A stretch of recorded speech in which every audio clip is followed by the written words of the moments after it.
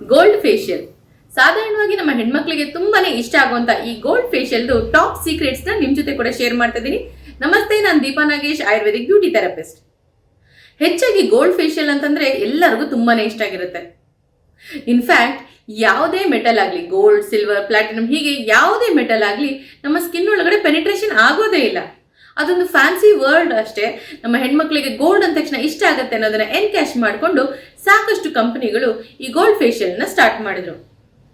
ನಿಜವಾಗ್ಲೂ ನೋಡೋದಾದ್ರೆ ಬರೀ 2006ರಲ್ಲಿ ಜಾಪನೀಸ್ ಕಂಡುಹಿಡಿದಿರುವಂತಹ ಈ ಗೋಲ್ಡ್ ಫೇಶಿಯಲ್ಸ್ಗೆ ವರ್ಲ್ಡ್ ವೈಡ್ ತುಂಬಾನೇ ಡಿಮ್ಯಾಂಡ್ ಇತ್ತು.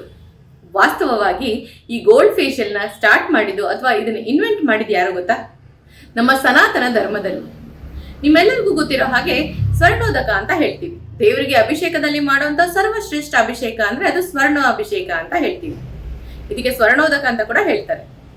ಸೊ ಇದರಲ್ಲಿ ಗೋಲ್ಡ್ ಕಾಯಿನ್ಸ್ ನ ಹಾಕಿ ಬಿಸಿ ನೀರಿನ ಒಂದು ವಿಗ್ರಹದ ಮೇಲಿಂದ ಬಿಟ್ಟಾಗ ಆ ವಿಗ್ರಹಕ್ಕೆ ಕೂಡ ಹೊಳಪನ್ನ ಕೊಡುತ್ತೆ ಅಂತ ಆಗಿನ ಕಾಲದಲ್ಲೇ ನಮ್ಮ ಸನಾತನ ಧರ್ಮದಲ್ಲಿ ಇಲ್ಲುಸ್ಟ್ರೇಟ್ ಮಾಡಿದ್ದಾರೆ.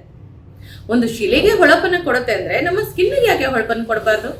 ಹಾಗಾಗಿ ರಾಜ ಮಹಾರಾಜರಿಗೆ ಪಟ್ಟಾಭಿಷೇಕದಿಂದ ಹಿಡಿದು ನಾವು ಕೂಡ ಆರ್ನಮೆಂಟ್ಸ್ನೆಲ್ಲ ಧರಿಸೋದು ಏನಕ್ಕೆ ಅಂತಂದ್ರೆ ಇದರಿಂದ ನೀರು ಪಾಸ್ ಆದಾಗ, ಅದರಲ್ಲೂ ಬಿಸಿ ನೀರು ಪಾಸ್ ಆದಾಗ ಅದು ಗೋಲ್ಡ್ ಚಾರ್ಜೆಡ್ ವಾಟರ್ ಆಗಿ ಕನ್ವರ್ಟ್ ಆಗುತ್ತೆ.